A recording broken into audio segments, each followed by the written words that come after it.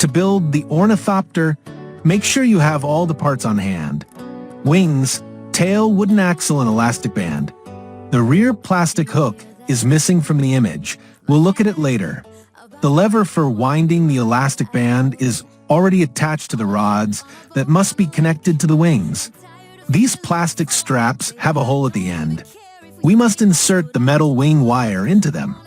Later, we will oil the contacts between the wire and the plastic so that the turning and flapping are smoother.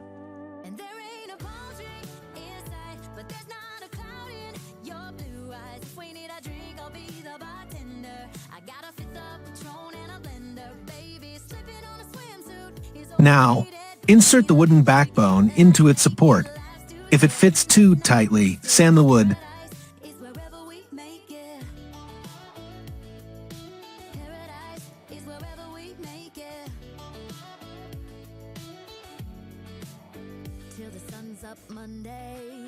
Now, insert the rear hook into the axle.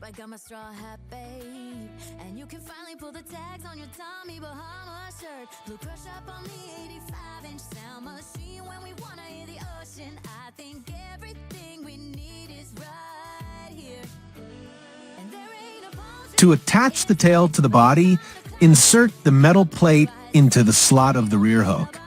The tail should be raised approximately 10 degrees to ensure proper flight.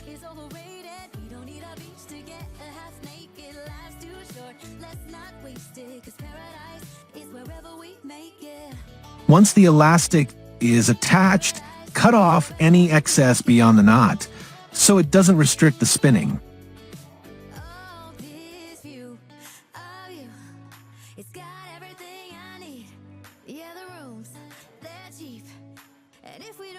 Now, apply a little oil to the joints. Finally, our bird is ready to fly.